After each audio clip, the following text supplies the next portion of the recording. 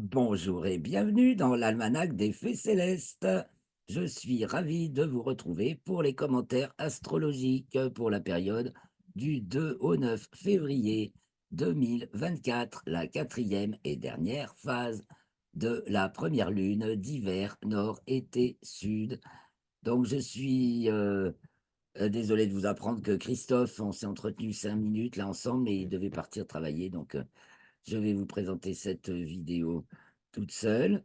Donc nous allons aller voir le thème de cette nouvelle lune qui est celle du nouvel an chinois qui ouvre l'année donc du dragon de bois Yang et suite à l'année du lièvre de métal Yin qui s'achève donc avec cette dernière phase lunaire.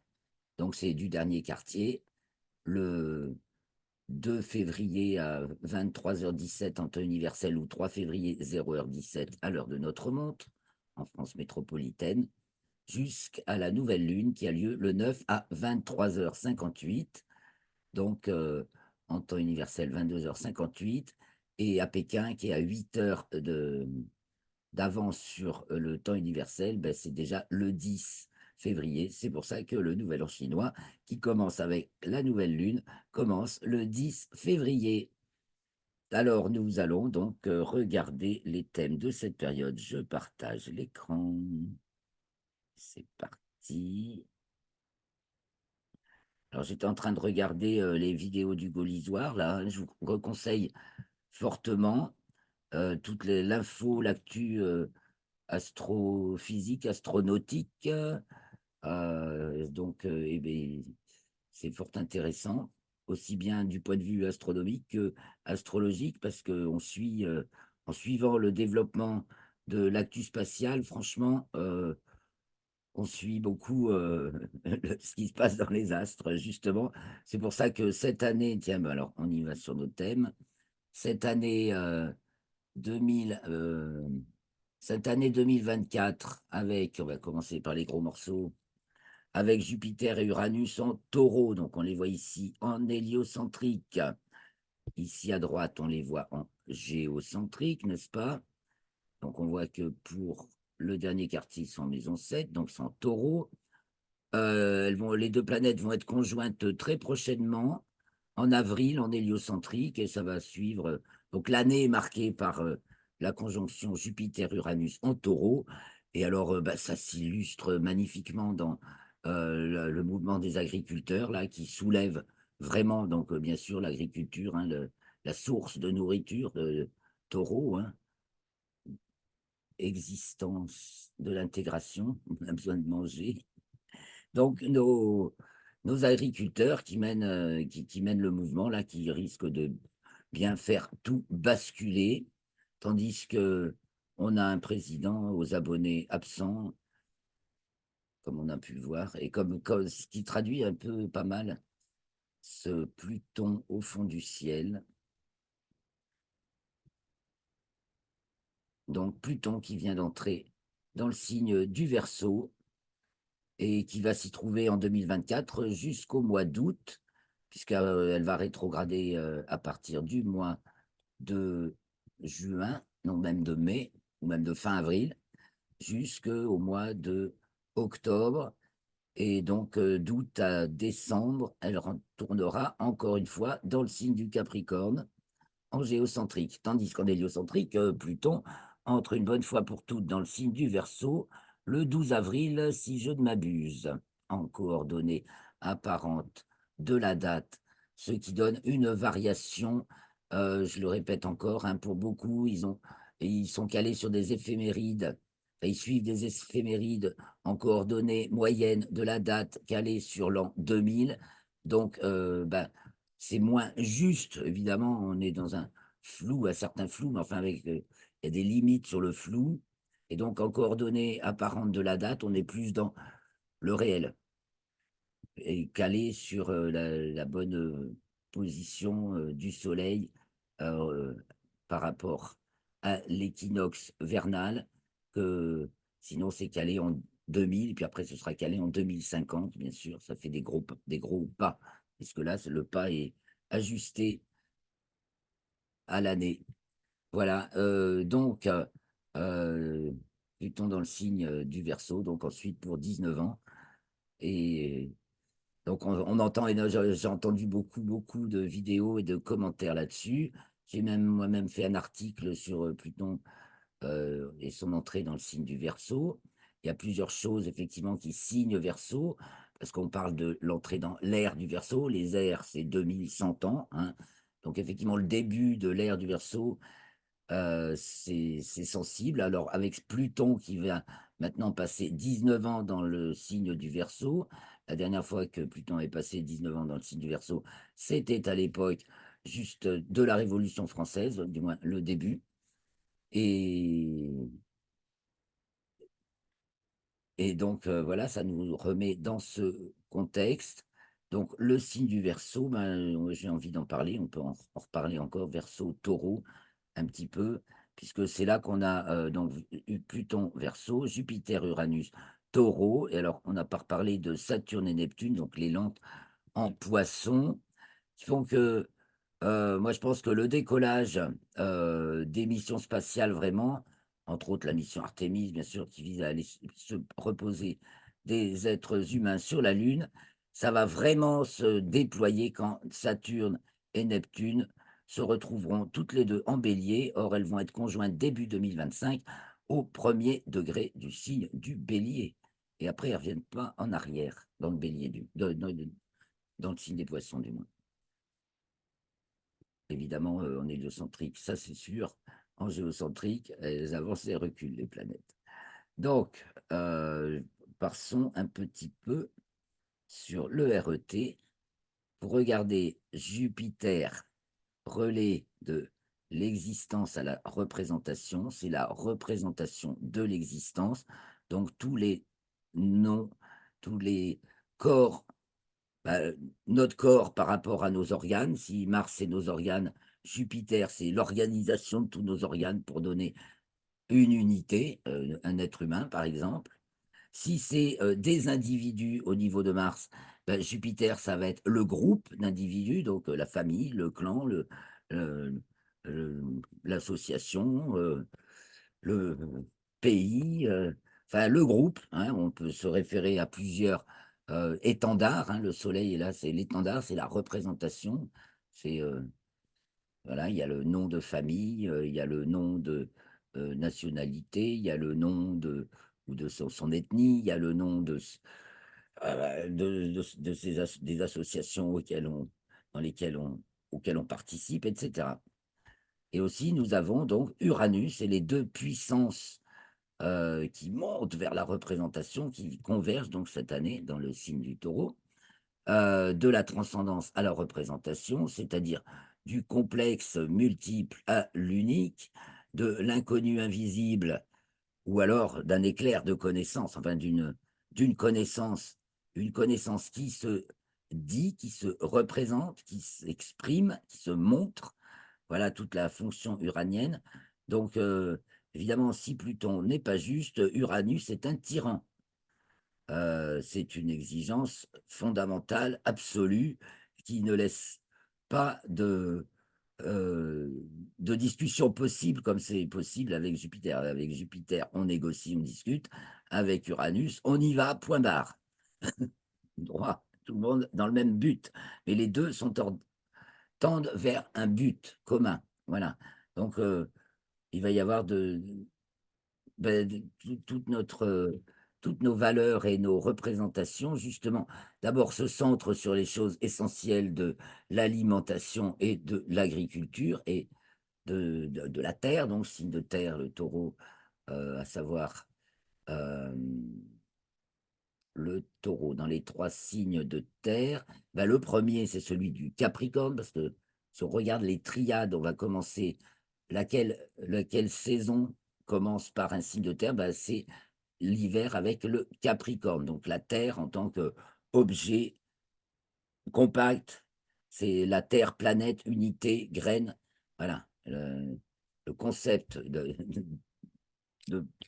de planète, d'être ramassé dans ce enfin ou de noyau. C'est le noyau de l'atome, le noyau de la planète, c'est le noyau toujours, le noyau dur, ou du moins le concept, ce qui ne va pas fondre, ce qui ne va pas changer à travers les toutes les péripéties de la vie et qui n'a appelé qu'à se développer. Donc le deuxième, le signe existentiel de terre, c'est le taureau. Donc pour vivre sur terre, il faut manger. Bon, moi je suis du signe du taureau, je suis tout à fait d'accord. Avec c'est ça bien sûr, bon c'était juste une plaisanterie. Donc voilà, alors qu'est-ce qui détend, Uranus? Bah, c'est Mercure, hein, il faut faire quelques pirouettes de temps en temps, il faut lâcher la pression parce que là, c'est surpression maximale. Là, on se met en pression, là, on se met en surpression. Donc évidemment que c'est des soulèvements, vous comprenez bien, Jupiter, Uranus, quand on regarde le RET, on voit que les choses montent et là, ça peut soulever, le monde de l'agriculture se soulève, c'est vraiment ce qu'on voit avec cette configuration et donc on a autre chose aussi, hein, parce que je vous ai souvent dit, on va avoir, beaucoup de décollage de choses importantes dans le monde du spatial, hein, il y a, Blue Origin qui je viens d'entendre la vidéo d'Hugo Lisoire là, qui sans faire de bruit, avance son gros, gros mastodonte. Il y a aussi les Chinois. Bien sûr qu'on est très, très gros mastodontes, sans parler de SpaceX et hem, de son vaisseau Starship, entièrement réutilisable et également gros mastodonte du spatial. Donc, on va en voir des mastodontes du spatial. Alors, nous revenons également, bon, bah, sur Saturne et Neptune en Poisson qui sont vraiment là pour alors allons les voir dans le RET. Saturne et Neptune. Voilà, c'est le cercle fou, existence, transcendance. On manque d'air, hein, il y a pas de représentation là, ni de on n'a pas de nom, ni de on galère, on ex on expie, hein, on nettoie, on transcende, on approfondit tout cela avec Saturne et donc Saturne quand je dis on nettoie, c'est parce que c'est dans le signe, des Poissons, on va aller nettoyer jusque dans les moindres recoins de l'âme. Saturne et Neptune en Poisson avant d'être capables de démarrer quelque chose, de nouveau quand elles vont se retrouver en Bélier. Puis c'est quand même, je sais pas beaucoup l'ont remarqué ça, c'est que leur conjonction va se faire au premier degré du signe du Bélier. Attention les amis. Donc je crois que ça va être le feu de lancement de l'exploration spatiale. Ce sera le signal quoi de lancement parce que Saturne on explore, Neptune, l'au-delà, les autres mondes. Donc, concrètement, il va y avoir ça. Puis il y a aussi une grande transformation, justement, ça va de pair avec la transformation de nos mentalités, où on se détache des dogmes religieux et scientifiques, hein. Ça y est, le monde scientifique est en train d'être obligé de constater à quel point, le paradigme sur lequel s'est bâtie la science, sur laquelle on ne veut pas revenir, il tient pas la route devant tout ce que nous renvoie le télescope spatial James Webb. Donc seules des approches comme celle de Jean-Pierre Petit, celle de Marvin Erdon, dont je vous parlerai au mois d'avril. Je prévois de faire une, vidéoconférence au mois d'avril sur le nouveau paradigme en astrophysique que propose Marvin Erdon. Et avant, je vais vous faire, en mars, une vidéoconférence sur l'étal astrologique de François Asselineau, Nicolas Dupont-Aignan et Florian Philippot, les 3 comparés dans l'optique, où va la France, hein. C'est une problématique qu'en fait on suit à Rocastre depuis, une quinzaine d'années facile. Et puis auparavant, au mois de février, le 17 février, je vous propose, d'étudier le thème d'Elon Musk avec le Soriastre en 4x4, donc dans les 4 référentiels, mais on y revient, pour en voir, pour comprendre beaucoup plus en profondeur que les thèmes astrologiques les interprétations de thèmes que j'ai déjà entendues de son thème, que j'ai déjà entendues sur internet, qui sont pas mal, mais il manque des trucs vraiment, on voit pas tout, quoi. Quand on a que le géocentrique, on glisse. C'est faire du monocycle sur la piste aux étoiles, hein, tandis qu'avec le 4x4, on fait du 4x4, on arpente les espaces, Et on arpente les différents espaces. On a un différentiel justement puisqu'on a 4 sphères, la sphère locale, petit monde intérieur à mon échelle. Ça peut être, mon monde intérieur peut englober le cosmos, hein, parce qu'ici, là, l'espace-temps n'existe pas. On est dans structure, énergie. C'est le monde intérieur, donc le monde invisible, personnel ici et collectif ici. Donc on part de là et après on a l'espace et le temps qui se déclinent dans le référentiel objet et dans le référentiel relation. Donc la sphère locale, la sphère équatoriale, celle à la dimension de la Terre, notre plus petit objet universellement commun à nous, terriens qui vivons sur cette planète. La sphère de la relation, ben, c'est ce qu'on fait présentement dans ce contexte. Voilà. Ce contexte étant en apparence celui-ci, objet, et en réalité, au fond, celui-là, celui de l'intégration héliocentrique où le Soleil est au centre et les planètes tournent autour. Voilà, donc au dernier quartier, nous avons donc, pour résumer, donc puisque le Soleil est en Verseau du point de vue géocentrique, ici en maison 4, vient de passer sa conjonction à Pluton, donc Soleil Verseau en géocentrique, Terre, Terre-Lune, toujours. Vu du Soleil, la Lune n'est jamais à plus de 1 degré de la Terre. C'est quand elle est à ses quartiers. En nouvelle Lune, elle est devant la Terre. En pleine Lune, elle est derrière la Terre. Et au quartier, elle est au maximum en héliocentrique à 1 degré de la Terre. Donc Soleil Verseau, Terre-Lune, Lion. Une Terre qui reçoit un trigone de Mercure, qui est en Sagittaire à son aphélie. Donc Mercure, Sagittaire à son aphélie. En héliocentrique, c'est toujours en Sagittaire, 18e Sagittaire, même elle est pile son aphélie pour le moment du dernier quartier. C'est là qu'on réfléchit le plus profondément quand même, que la pensée est la plus, pas le plus dans, et puis dans le fond des choses, voilà. Et on prend en compte le, le long terme, quoi. Mercure qui est la planète de la rapidité, l'aller au plus lent. Mars est en Capricorne, Mars va être rejointe par Mercure et plus tard par Vénus, et tout le monde va se retrouver en conjonction à Pluton, là, en février et mars. Pluton qui n'a pas vu de conjonction à part celle de Mercure depuis bientôt 1 an. Ça va être assez... ça va secouer beaucoup de choses aussi, toutes ces rapides viennent conjointes à Pluton, maintenant en Verseau. Euh, D'ici 1 mois, voilà, d'ici 1 mois à peu près.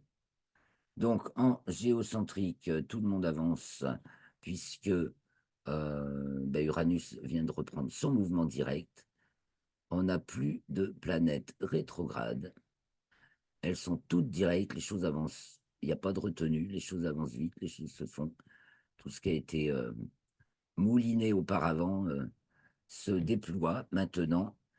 Donc, de la Lune, 2 février, Lune Scorpion, ascendant Balance, Lune Scorpion, opposé Uranus et Jupiter, qui sont en 7. Donc, on voit le bras de fer entre justement la révolte des agriculteurs, le peuple qui soutient, le peuple, oui, il y a la Vénus, Capricorne, il y a un soutien important, de- voilà, des gens ordinaire et près de la Terre, hein, qui détend l'opposition, et elle est détendue également par Saturne en Poisson, les gens qui réfléchissent hein, et qui travaillent. Voilà, donc ça fait bobo au soleil. Ah oui, ça fait bobo à l'ordre établi, très bobo, c'est tensionnel.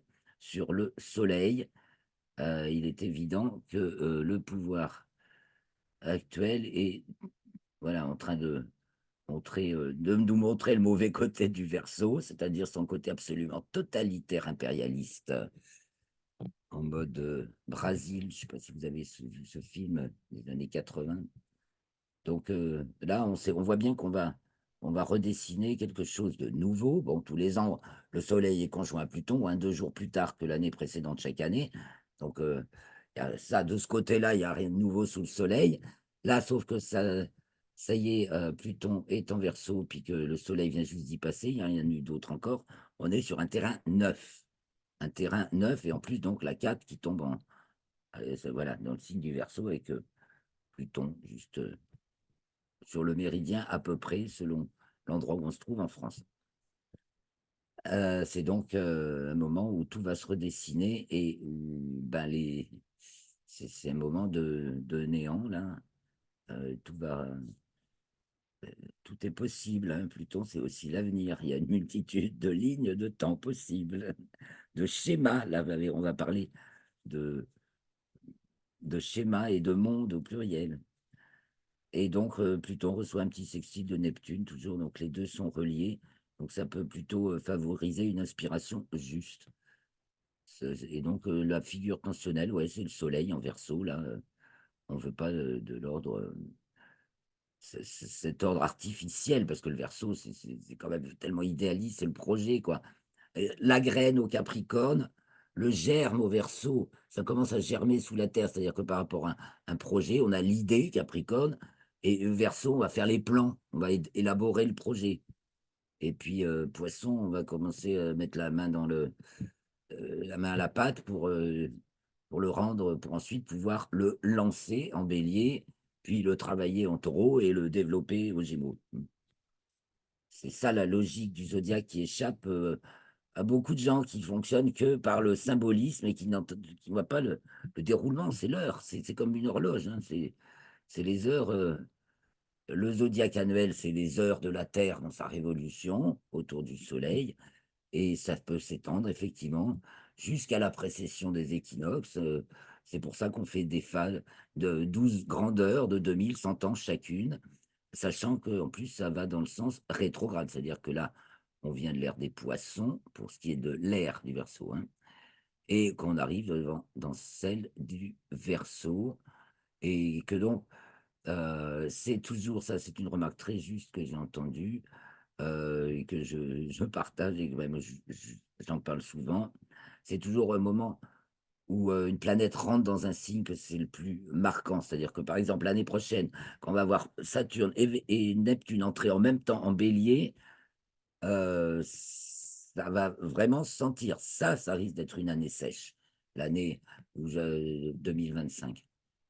Après, évidemment, j'ai entendu même parler de prédiction de canicule, déjà pour l'été prochain. Ben, faudra peut-être arrêter la géo-ingénierie, puis il y aura plus de canicule, débile et de température insuffisante en hiver, enfin ou trop chaude parce qu'ils empêchent tout le temps le froid de nous arriver. Ils nous mettent une couverture, qu'est-ce qu'ils sont gentils pour nous entretenir dans l'illusion, empoisonnés. Alors, ben, je continue quand même, hein, je vais voir donc cette nouvelle lune qui est celle du nouvel an chinois. Puisque en fait, il est 6h58 du matin à Pékin, donc le 10. Et on se retrouve avec la même orientation du thème, n'est-ce pas? Exactement comme au dernier quartier, ou 1 degré ou 2 près. On a, le fond du ciel, donc en Verseau avec Pluton juste avant, la nouvelle lune là, donc puisque la lune a rejoint le soleil. On a, Vénus et Mars en Capricorne en 3, donc on est dans une, ambiance, bah, où on est tourné. La 3, c'est, l'ambiance sociale, hein, donc on est tourné autour des choses essentielles de la Terre. Il y a ce mouvement donc ben, relié à Uranus, heu, qui fait valoir, les choses agricoles. Donc la question agricole va rester, à l'ordre du jour. Et puis, alors on a un Mercure en Verseau qui fait un carré à Jupiter, donc il y a toujours, un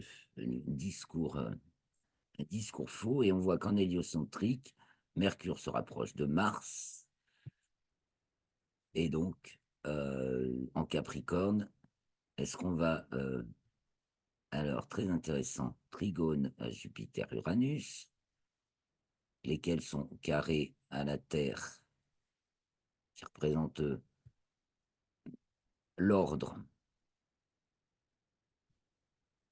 établi, enfin les puissants qui se font bousculer ou alors, ceux qui veulent tenir la suprématie du monde mais que la Terre, elle en veut plus, hein, parce qu'on peut lire ça dans les 2 sens. Mars et Mercure, font un sextile à Saturne en Poisson va y avoir des sacrifiés, j'allais dire, mais peut-être aussi des facilités de compréhension de... Voilà, c'est parce qu'il faut bien retourner quand même aux choses essentielles. Donc, est-ce que ça devrait aider à sortir de l'illusion, quoi, mettre les deux pieds dans le réel, hein, c'est un petit salto, hein, Mars-Mercure, c'est faire un salto, enfin, physiquement. Euh, donc, on se remet peut-être un peu les deux pieds sur terre. Bon, il y a l'ascendant, je reviens sur le géocentrique, l'ascendant balance, donc parle bien sûr d'un bah, on est deux, hein. Il y a deux, on est dans la problématique de relation. Donc, ça va être même l'ascendant, il va être balance ou scorpion, selon les coins de France, ce qui est très parlant pour notre pays. C'est balance scorpion et scorpion sagittaire. Il y a beaucoup de thèmes de nos grands hommes politiques qui sont sur ces charnières. Alors voilà, je reviens sur le thème de cette nouvelle lune. Qu'est-ce que ça nous promet donc cette année du dragon de bois yang? Ça fait penser un peu au cheval de Troie. Et le cheval de Troie, il est là, tiens. Voilà, ça, c'est un beau cheval de Troie. Mars, Mercure, Capricorne, caché dans une graine. Qu'est-ce qui va nous sortir? Voilà. Donc, je parle complètement librement, juste inspiré par les planètes, parce que des fois, je n'ai pas l'image du tout de ce que ça peut vouloir donner. Je ne fais qu'interpréter justement la dynamique planétaire selon les signes. Et ce qui est sûr, c'est que on est parti sur une lancée, quoi. Mais là, là, c'est point mort. Là, alors, on est parti sur une lancée, mais pour l'instant, c'est au point mort. Parce qu'il y a redémarrage, blocage, enfin, je veux dire, point mort, quoi. Point mort. Et Mercure carré Jupiter, donc ça va bloquer beaucoup de choses, effectivement. Ça va, ce Mercure qui est au fond en Capricorne et qui est musclé, puisqu'il est avec Mars. Voilà. Donc, c'est le problème de compréhension, c'est-à-dire que c'est toujours ce problème des médias, alors qu'on retrouve aussi Uranus, c'est vraiment la voix de son maître, hein, c'est les médias, donc Jupiter-Uranus, évidemment, c'est le langage et les moyens par lesquels on communique, et on sait très bien que les médias sont achetés, les médias de grand chemin, donc justement Uranus, ceux qui ont le dessus du pavé, sont achetés par la même boîte depuis subventionnés parce qu'ils perdent quand même du lectorat, ils sont pas du tout rentables, ils subviennent pas à leurs besoins, il faut être subventionné par l'État ou d'autres officines pour raconter une histoire artificielle, parce que c'est la propre d'Uranus, ça peut être complètement artificiel, voilà, Uranus manque de niveau existence, il n'y a pas Mars, sauf que là, bah, paf, on va se remettre les pieds sur terre et puis les, les histoires inventées, les histoires fantasmées, eh ben, pouf, c'est peut-être ça aussi que dit le carré à Mercure. Voilà, mes chers amis, je vais en rester là pour aujourd'hui. J'attends un peu vos commentaires, vos questions, vos remarques. Bien sûr, un grand merci de mettre un pouce et de vous abonner si ce n'est déjà fait et de me soutenir par un petit tip si vous pouvez. En tout cas, je vous remercie beaucoup de suivre ces vidéos et je vous donne rendez-vous pour la semaine prochaine. Enregistrement jeudi 8 février à 18 heures pour les commentaires astrologiques. Donc, d'ici là, chers amis, passez une bonne semaine, prête à toujours ouvert, hein. De toute façon, dans la vie, il y a une chose qui compte, c'est d'être ouvert à l'inconnu. Et certaines, on a un peu la trouille, en fait, là, je reviens. On a un peu la trouille tant que Pluton n'est pas passé là. Alors, soit il est de l'autre côté et on est face à l'inconnu, soit là, on est juste avant et on a un peu la trouille dans quel banc on va se jeter, quoi. Est-ce qu'on va se faire broyer? Est-ce qu'on va se faire embarquer dans une histoire qui tient pas debout? Bah, ça dépend pour qui et ça dépend dans quel domaine. Voilà, parce que comme c'est valable aussi bien pour chacun d'entre nous, mais en fonction de ce qu'il est, que pour l'échelle de notre pays ou de notre entreprise ou de notre famille. Voilà, c'est la thématique générale pour la semaine, donc cette quatrième phase de la première lune d'hiver nord, été sud. Bon, alors je vous souhaite une très bonne semaine. Je le partage et je vous dis à bientôt. Merci beaucoup de m'avoir suivi jusqu'au bout.